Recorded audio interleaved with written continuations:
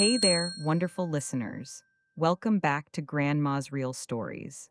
If you're just tuning in, don't forget to hit that subscribe button, give us a follow, and drop a comment below. It really helps us keep these stories alive. Today, we're peeling back the layers of a family legend, one built on kindness that hid a shocking truth. Imagine a legacy of generosity, twisted by desperation, leaving behind not just questions, but a profound betrayal. This is the story of secret benefaction, hidden burdens, and the heartbreaking price of silent exploitation. Are you ready to uncover the truth? Every family has its pillars, those unwavering figures whose lives seem built on unshakable virtues. For us, that was Great-Aunt Eleanor, renowned for her boundless philanthropy, a beacon of generosity in our quiet town of Willow Creek. Her name was synonymous with every local fundraiser, every community drive. But I would soon discover that even the brightest halos can cast the longest, darkest shadows. After Great-Aunt Eleanor's passing, the air in her stately old study, usually filled with the scent of polished wood and old books, was heavy with a mix of grief and administrative tasks. Leo, my cousin, and I, along with Aunt Charlotte, Eleanor's only surviving child and guardian of her legacy, were sorting through her extensive records. Charlotte, a woman of meticulous detail, was carefully cataloging every donation, every charitable contribution. It's truly remarkable, isn't it, Aurora? All the good mother did, her generosity was limitless. Aunt Charlotte murmured, her voice tinged with pride and a deep, quiet sorrow. Leo nodded, his own awe evident. I agreed, having always looked up to Eleanor's selfless spirit. Yet, as Charlotte reviewed the final bank statements, a subtle shift occurred. A flicker of something unreadable crossed her face, a fleeting frown, a puzzled glance. Nonsense, Leo. Every item tells a story if you only bothered to listen. Now, focus, we have until dinner. Her hands, usually so steady, paused over a stack of recent transfers. The amounts were substantial, undeniably generous. But the recipients weren't the familiar names of the local soup kitchen or the animal shelter. Instead, they were obscure account numbers, recurring and large. Mother was incredibly private about some of her donations, of course. Charlotte mused, but her voice was laced with an unfamiliar hesitation, a slight tremor. I'd seen it before, this fleeting shadow. It was the way she'd described certain periods of Eleanor's philanthropy, then abruptly change the subject, or sigh deeply when I pressed for details about specific, less publicized beneficiaries. A silence, not a loud silence, but a subtle, recurring absence, like a note missing from a familiar melody. It was the way Great-Aunt Eleanor, known for her transparency in charity, seemed to have a hidden financial side. My fingers brushed against a worn, leather-bound ledger tucked beneath a stack of audited reports. It felt impossibly heavy, filled with something more than just figures. Inside, meticulously noted in Eleanor's elegant script, were a series of large, personal withdrawals. This was my mini-hook, numbers hinting at a secret connected to a woman whose public image was one of unwavering transparency. Aunt Charlotte, what are these large withdrawals? They're not marked for any known charity. The air in the study seemed to thicken. Aunt Charlotte's hands, which moments ago moved with such calm precision, froze. The pen she was holding fell silently to the desk. Her gaze, usually so open and direct, clouded over for a fleeting moment. A tiny, almost imperceptible tremor ran through her, a ripple disturbing the otherwise placid surface. Oh, those, just personal matters, dear. Mother had her private affairs. Nothing to worry about. Her voice, usually so rich with detail, was suddenly distant, almost brittle. A flicker of something unreadable crossed her features. Was it profound sadness? Deep-seated fear? A quick, almost defensive glance at me. Then, a forced cheerfulness returned, like a shutter quickly closing over a window, abruptly cutting off the light. Are you going to keep digging through Mother's private finances, Aurora, or help us finish this cataloging before dinner? I nodded slowly, a quiet acquiescence.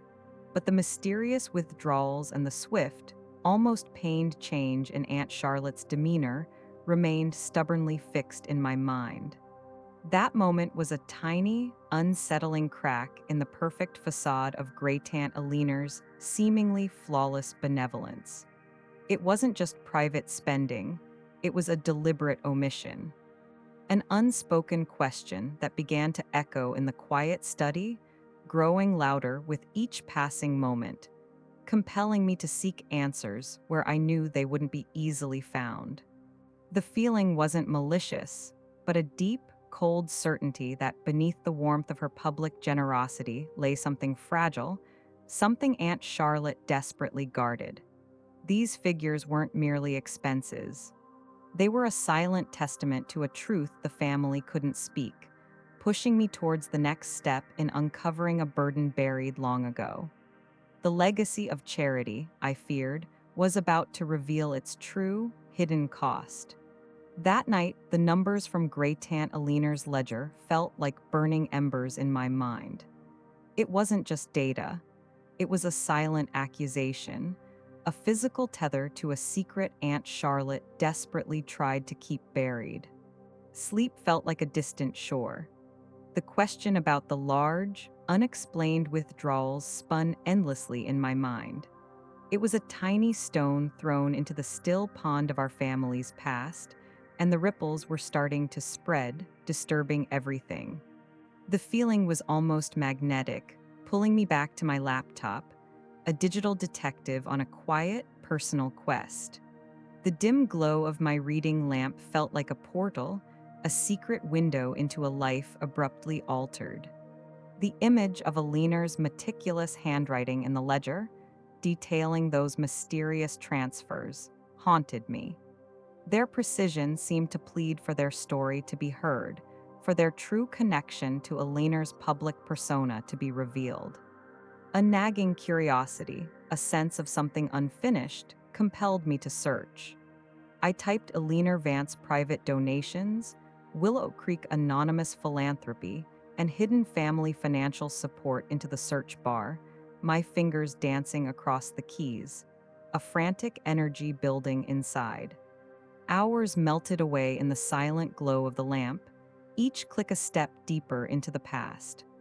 Finally, buried deep within digitized local charity records and even obscure private bank archives, I found it. A series of small, intermittent, and almost untraceable deposits made into a very specific, discrete account. My heart thumped a little faster, a mixture of excitement and dread. Scrolling through the faded entries, past rows of legitimate donations and public records, I saw it. Clearer this time, linked by matching dates and amounts. Eleanor's withdrawals perfectly corresponded with these anonymous deposits. This wasn't charity. This was something else entirely. This was the mini hook contradicting Eleanor's image of pure public philanthropy. Then, the twist, a chilling discovery.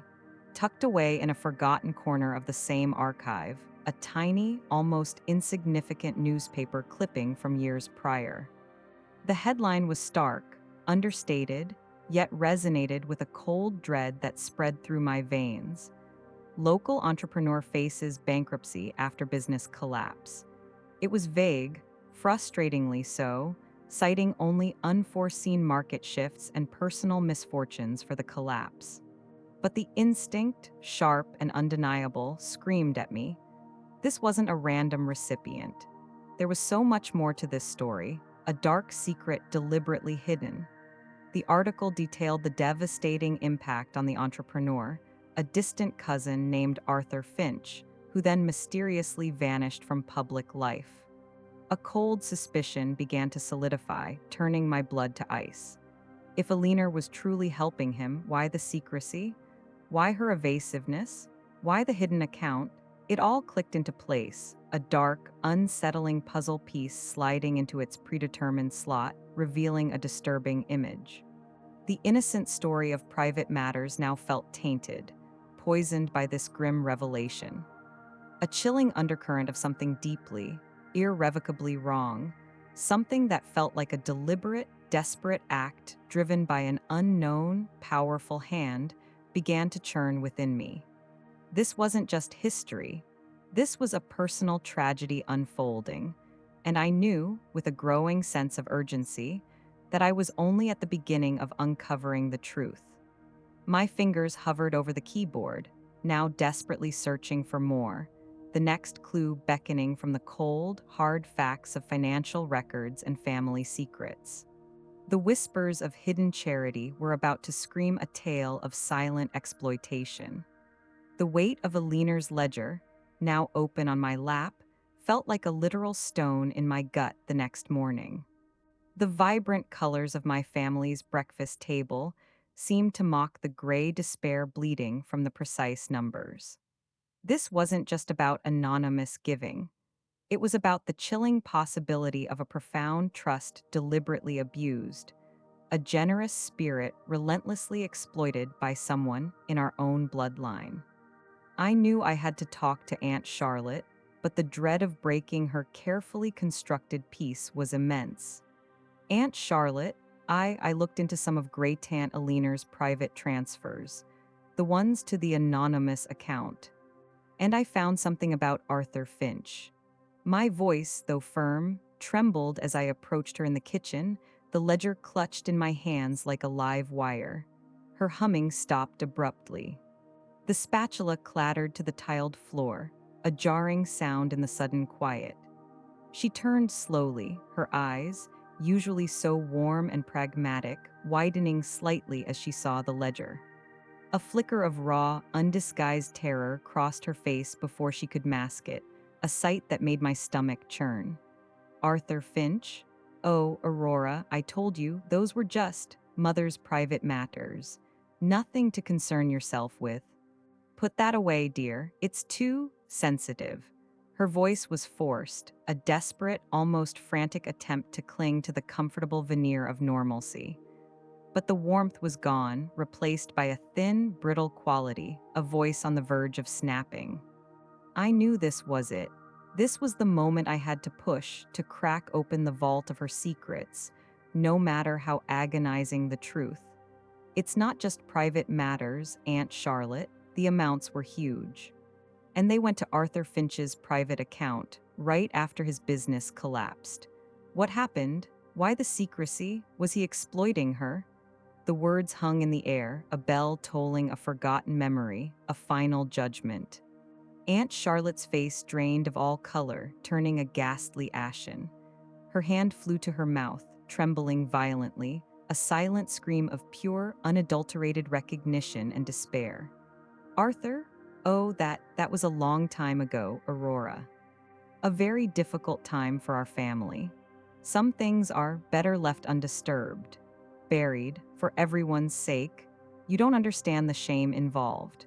Her voice was barely a breath, filled with a plea to let the past lie, a desperate attempt to protect us from a truth she couldn't bear to speak.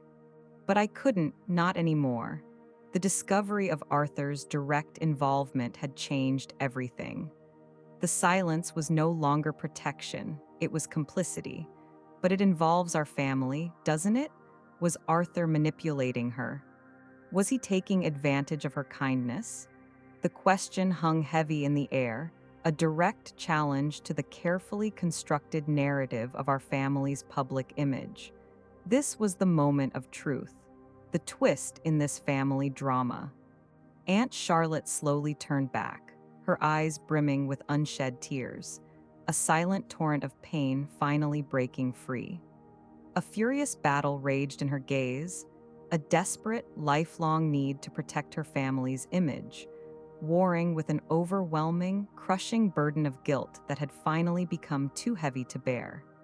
Her face contorted, a mask of pure agony. It was agonizing to watch. It was your Uncle Benjamin, my brother. Arthur was his associate. Benjamin, he was the one in trouble, deep, deep debt from a failed venture, worse than Arthur's. He didn't want anyone to know, especially Mother, who always prided herself on our family's financial stability. So, he devised a plan. He convinced Arthur, who was already desperate, to accept the money as a loan from Mother, funneled through Arthur's secret account. He painted Arthur as the one in desperate straits, leveraging Mother's legendary compassion. Benjamin promised to pay her back secretly, but he never did. He just kept taking, exploiting her belief that she was saving a distant, struggling relative. Mother, she thought she was a silent angel, helping without judgment. She saw the shame Arthur was supposedly carrying, and her heart broke for him. But it was Benjamin. He was bleeding her dry silently. And I knew. I saw the patterns. I confronted him, but he threatened to expose Mother's secret charity as a weakness to shatter her public image. I had to keep silent. For Mother's reputation, for her peace. I lost my brother's integrity, his honesty, because of his desperation and my silence, and I couldn't do anything to stop it. I was a coward. I've lived with that shame every single day.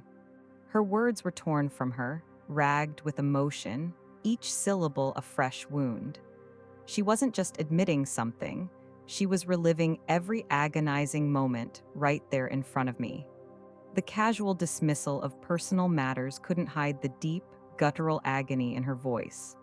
Uncle Benjamin, but he was always portrayed as such a success story. He exploited his own mother, drained her dry, and you kept silent. You lived with that truth for decades.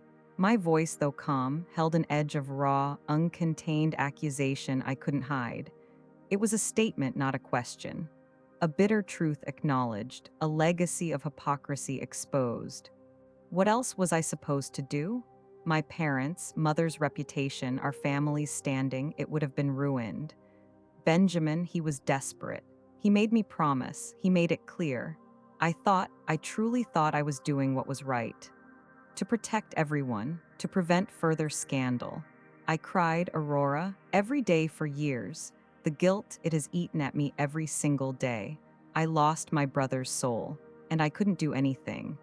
She looked up, her eyes pleading, full of an ancient anguish that stretched back decades, an ocean of unshed tears. Her desperation was palpable. I could almost see the young Charlotte, trapped by the rigid societal norms and the manipulative will of her brother, forced to witness her mother's exploitation. It was a heartbreaking glimpse into the impossible choices people make out of fear and misguided loyalty.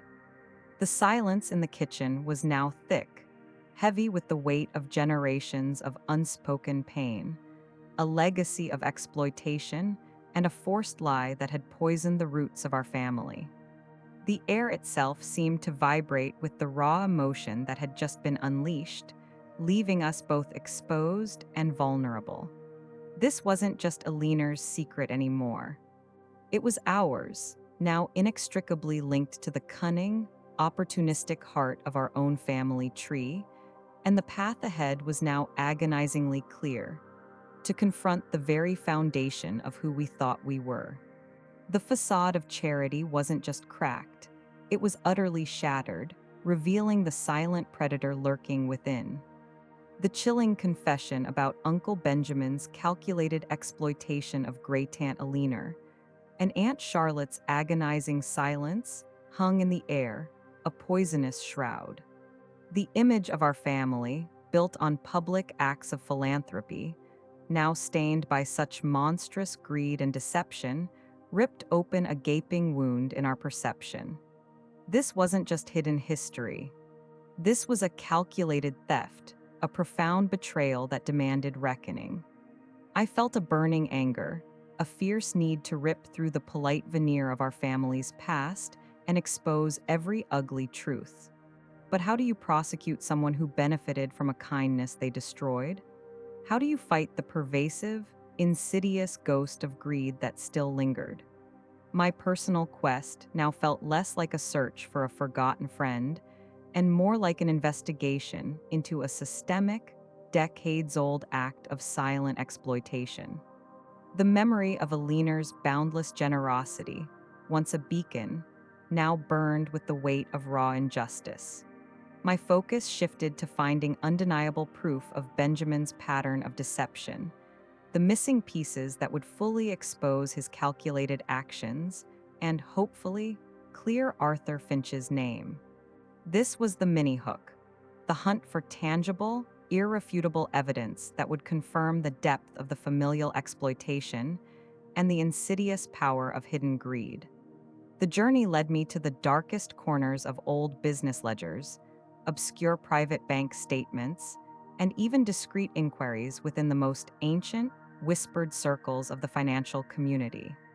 It was like sifting through the dust of forgotten transactions, each document, each hushed rumor, potentially holding a clue to Benjamin's financial maneuvers. The imposing, almost intimidating facades of these old institutions seemed to sneer, guarding their secrets with an unyielding stoicism. Getting information from them was a nightmare. It was like pulling teeth from a concrete wall, every step met with bureaucratic resistance, evasive answers, and endless paperwork.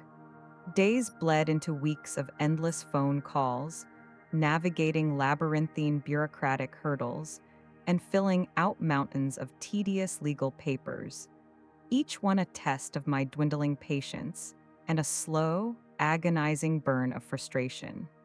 The weight of the delay gnawed at me, a chilling fear that we might never uncover the full extent of this historical exploitation and clear Arthur's name.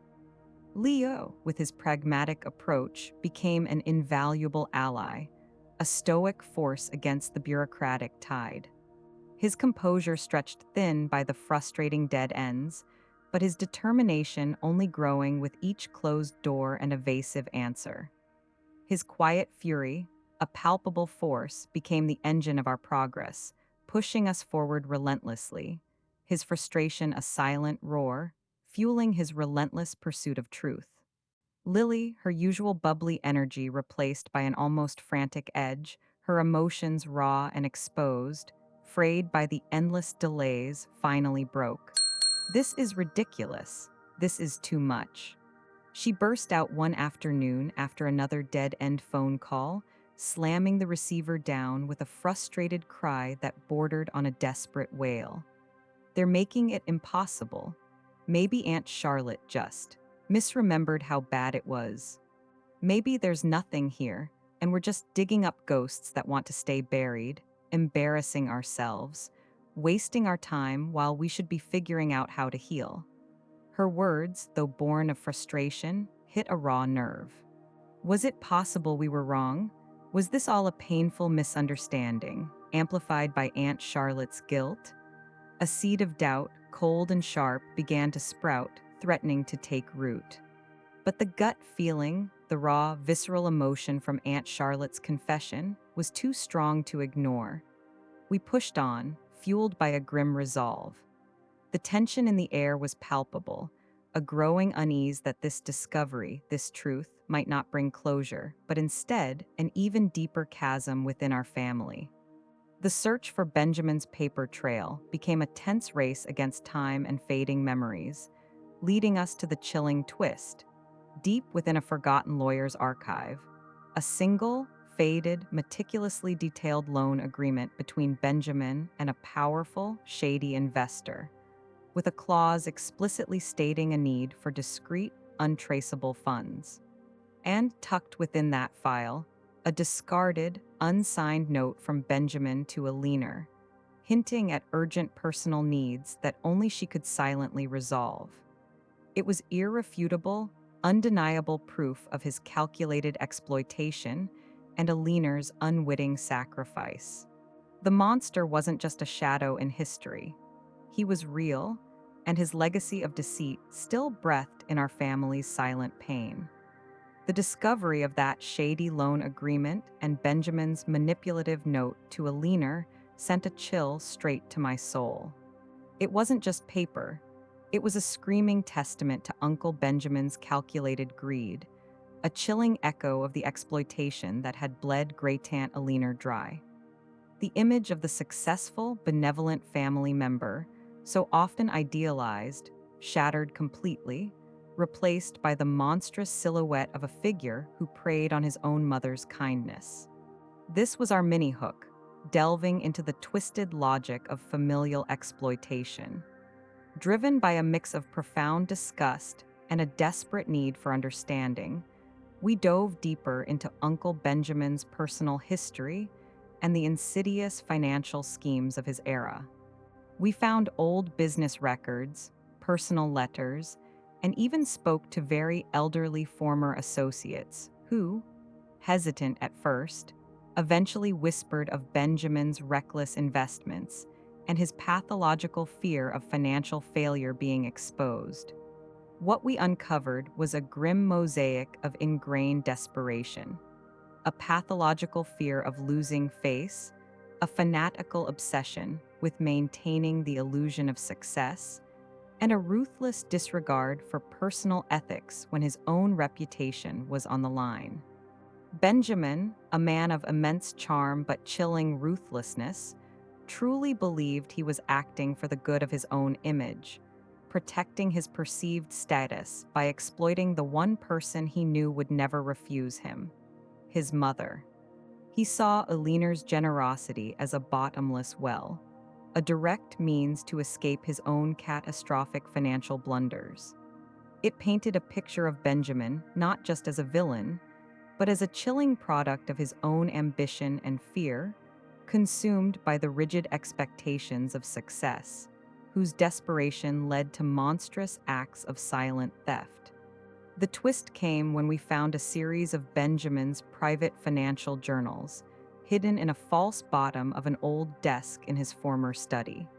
In stark, clinical handwriting, he detailed his methods, his precise plans to leverage Eleanor's charity, the elaborate web of shell companies used to hide the funds, even his chilling notes on how to manipulate Eleanor's compassion. He wrote of necessary sacrifices and strategic reallocations of family resources, viewing Eleanor's generosity as a convenient pool of untraceable funds.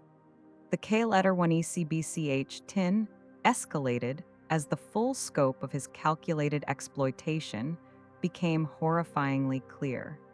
He hadn't just taken money, he had actively engineered the systematic draining of his own mother's fortune, her very legacy of kindness, all to uphold his own warped sense of success. This revelation, colder than any legal document, ignited a searing, volcanic anger within me, a profound sense of betrayal not just for Eleanor, but for the fundamental values our family claimed to represent. How could someone so close, someone Aunt Charlotte fiercely protected, be capable of such calculated, heartless cruelty, rooted in such suffocating greed? The moral complexity of it gnawed at me, threatening to consume me. Understanding the societal pressures didn't excuse the actions. It just made the monster more real, more human, and more terrifying. This wasn't just a narrative of individual villainy. It was a tragic, abhorrent dance of ambition, desperation, exploitation, and devastating silence. The air in the room felt heavy, pregnant with the bitter taste of truth, leading us to the inevitable, raw confrontations that would shake the family's foundations to their very core.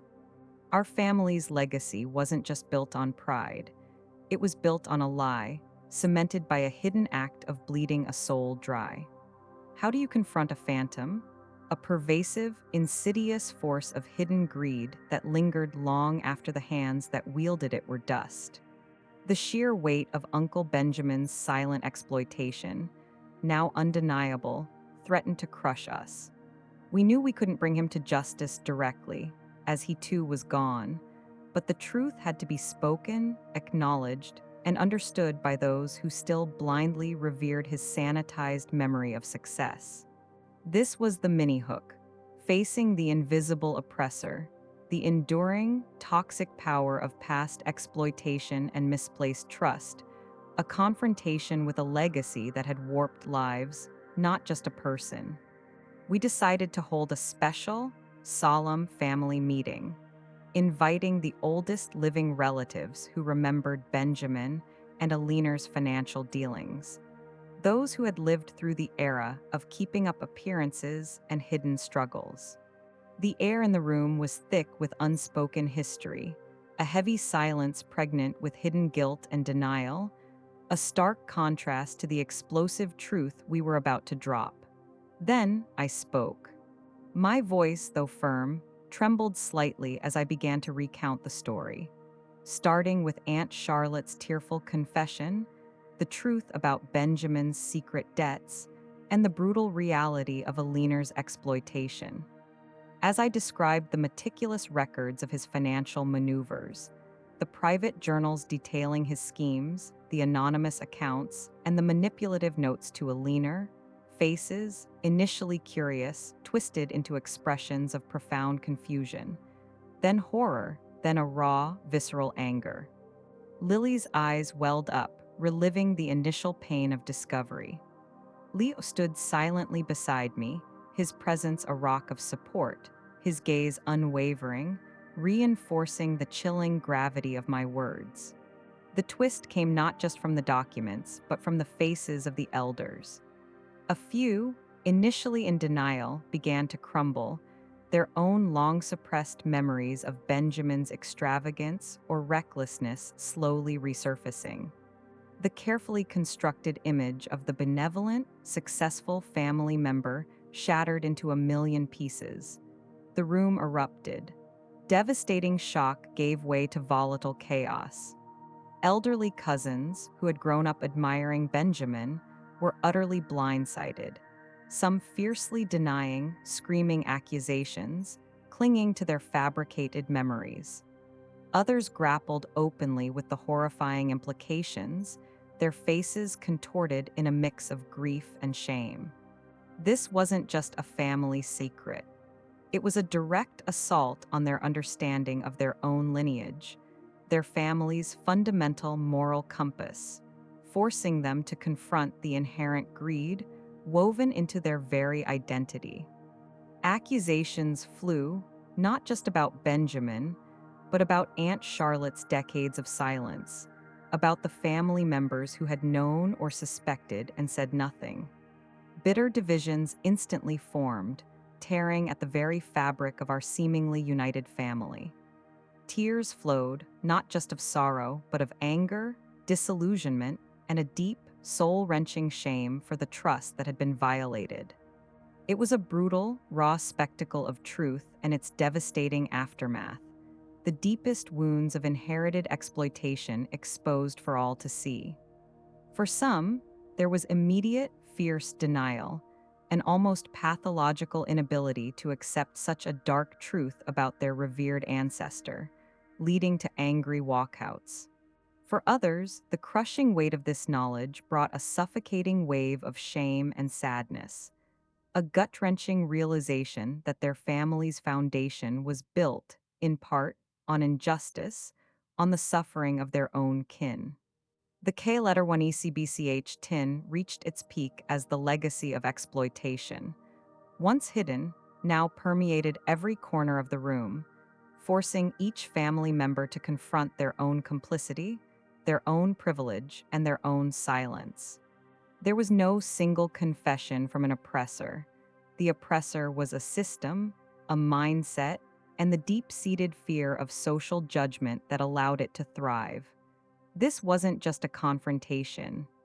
It was an exorcism of a collective blind spot, a brutal awakening that left us all breathless, reeling from the raw, exposed pain, knowing the next step was to navigate the profoundly fragmented reality of our new family history. The cost of hidden exploitation wasn't just Eleanor's drained accounts. It was the slow, agonizing poisoning of our own family's soul, finally brought into the searing light. The raw truth, once confined to a dusty ledger, had exploded like a bomb in our family.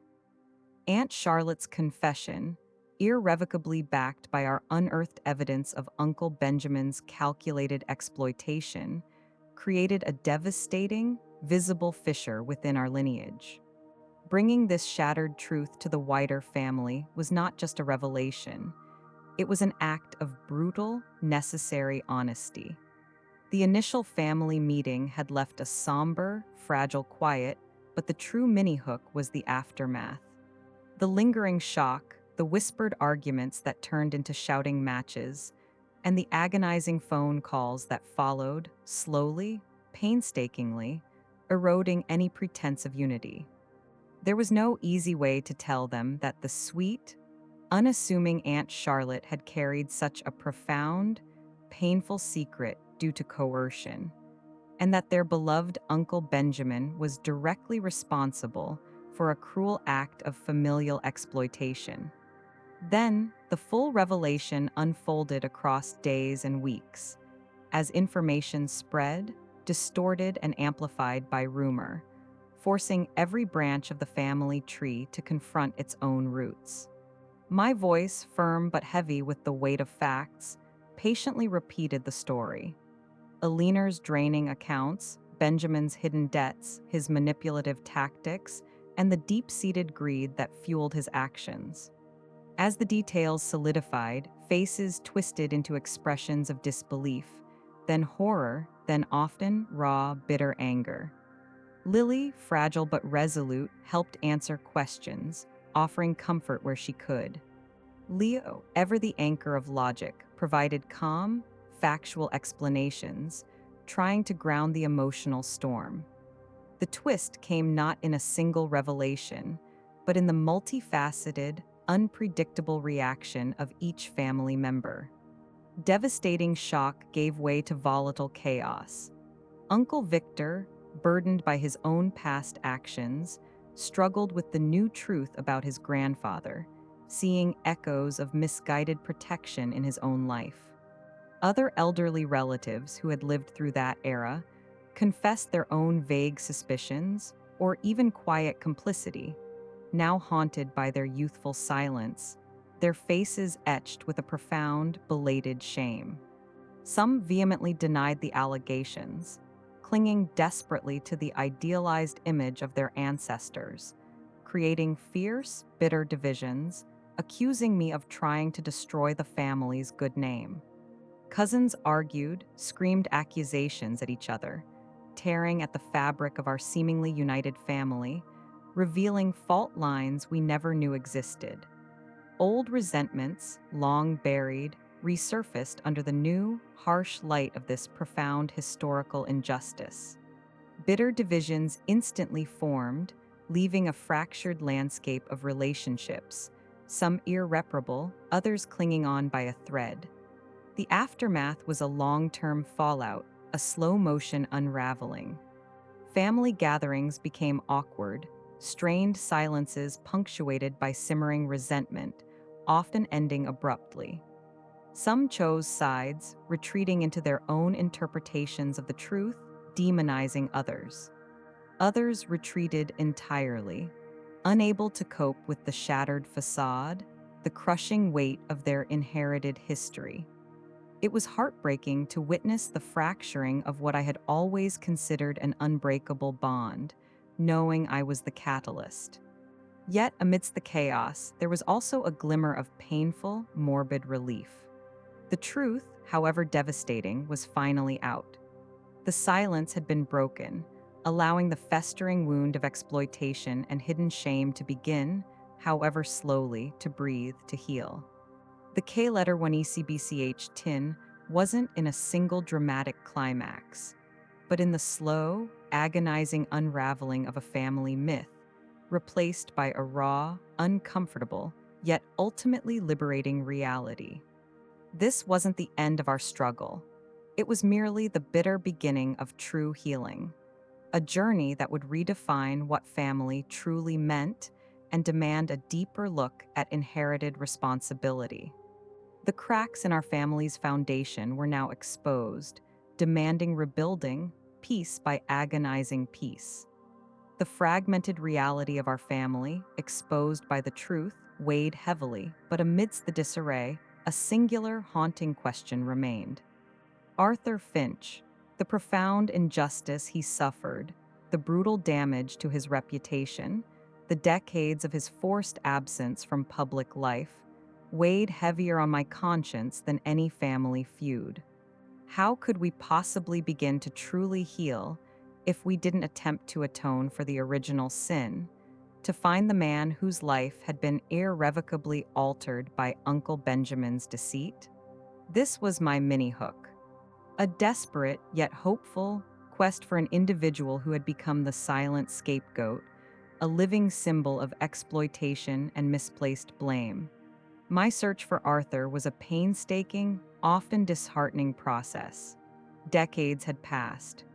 Names change, lives move on, and paper trails fade. I pored over old business directories, property records, contacted genealogical societies, and even posted on obscure online forums for Willow Creek entrepreneurs from that era, throwing messages into the void. Leo, with his practical research skills, became an invaluable ally, tracing fragmented, barely there leads. Lily, with her inherent optimism, kept our spirits up through every dead end.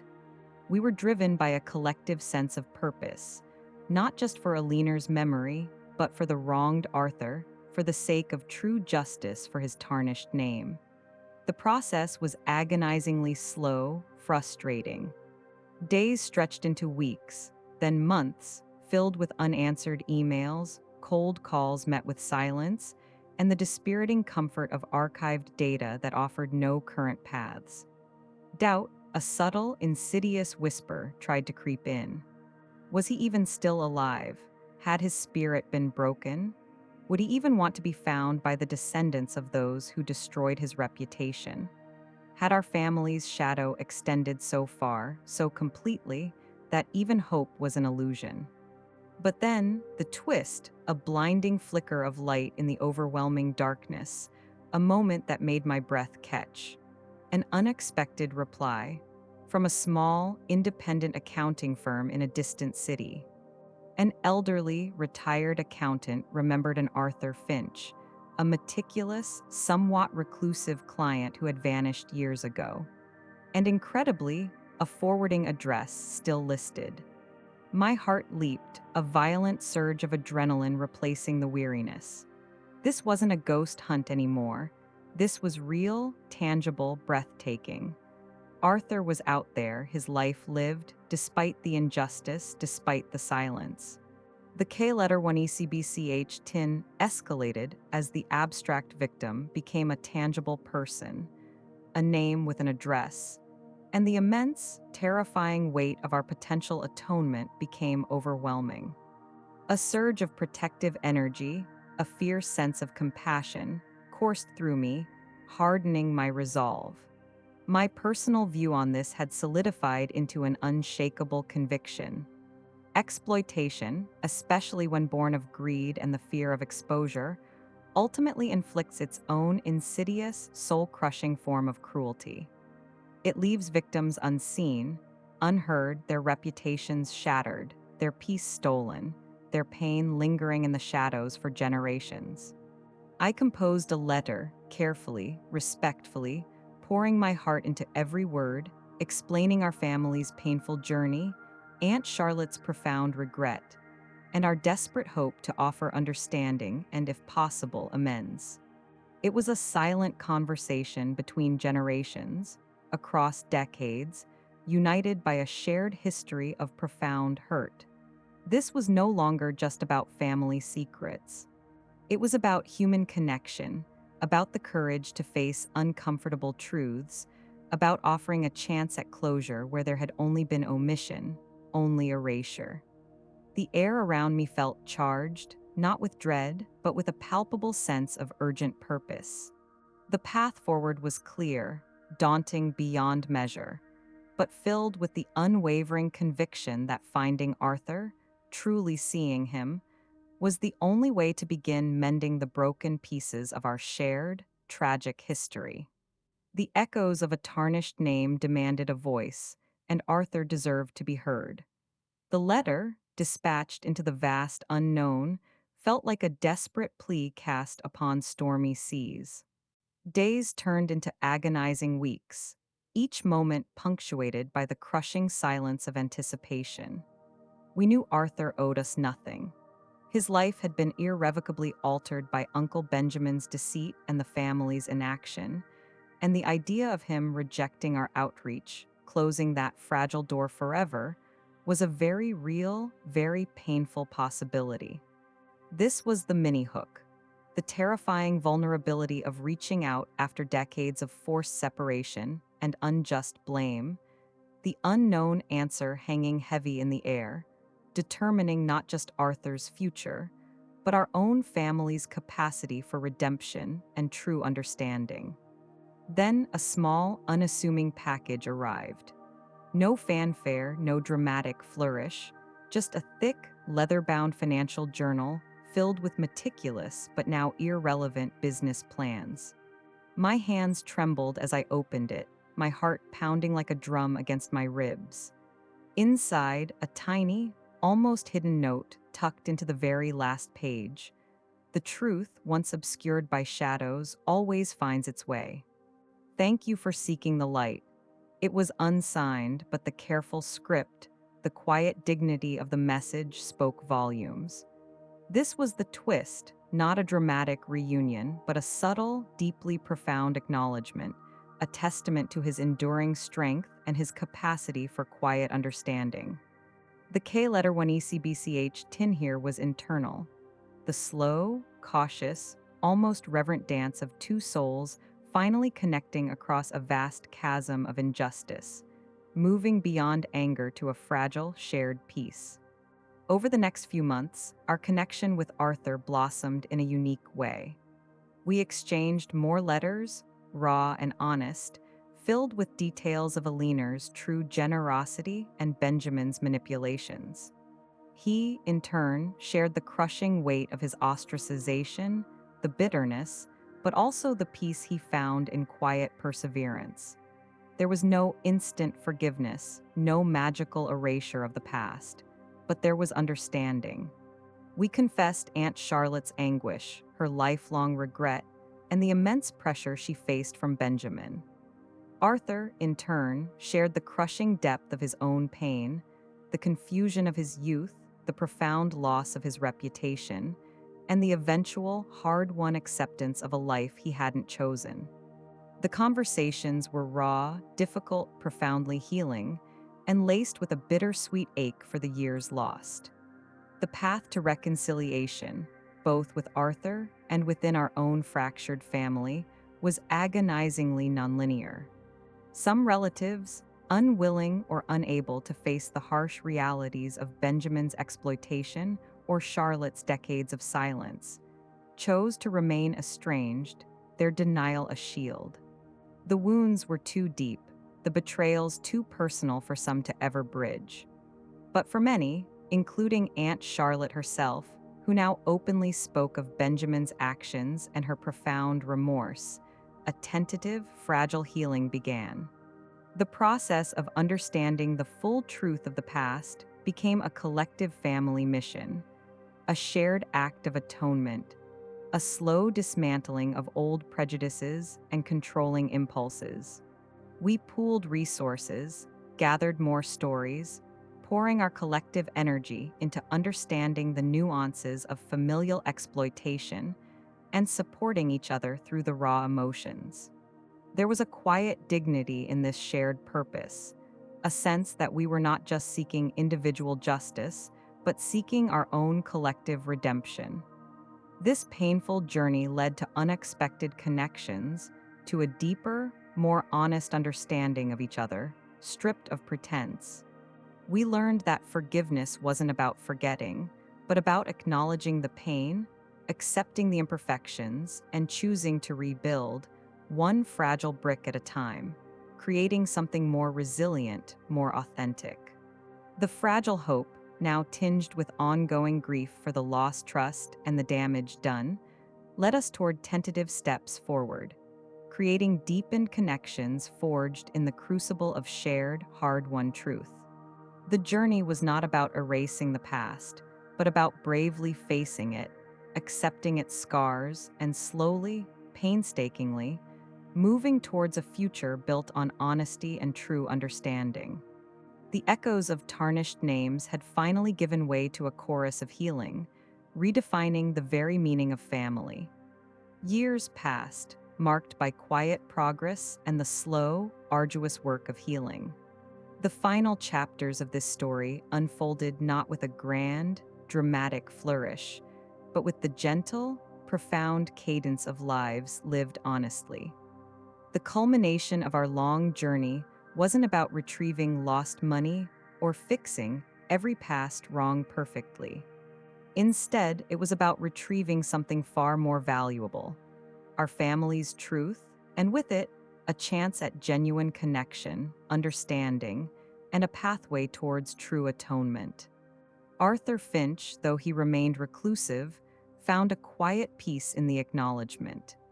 He gradually reconnected with Aunt Charlotte, not with anger, but with a quiet understanding of the complex web of fear and misguided loyalty that had entangled them all. This was the quiet justice finally served, a profound sense of relief and calm washing over our family as the burden of the secret lifted. Our journey had transformed us. Aunt Charlotte, freed from the immense weight of her secret, became a quiet advocate for transparency and ethical dealings within family matters, sharing Benjamin's story in intimate ways, teaching us the insidious nature of exploitation and the devastating impact of silence.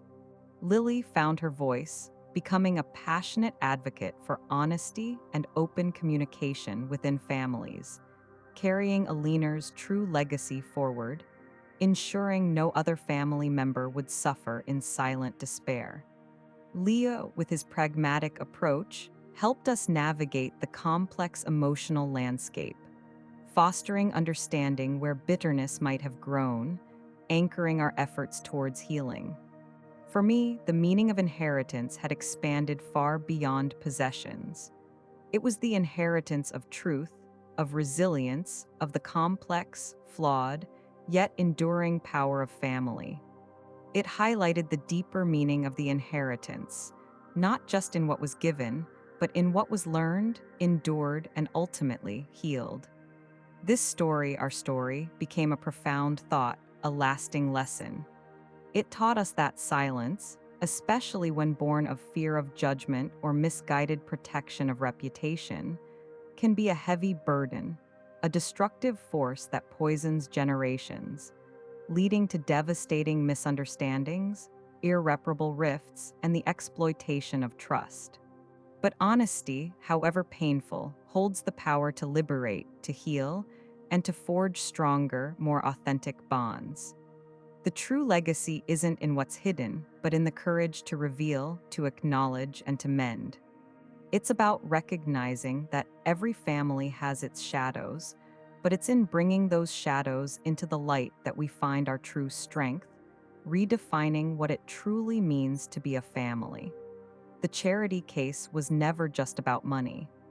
It was a testament to the hidden toll of deceit, now finally illuminated, allowing our family to begin to truly live authentically and with purpose.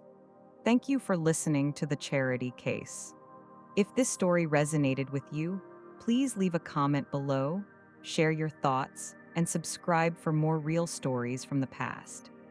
Until next time, remember that the most profound lessons are often found in the quietest corners of our shared human experience.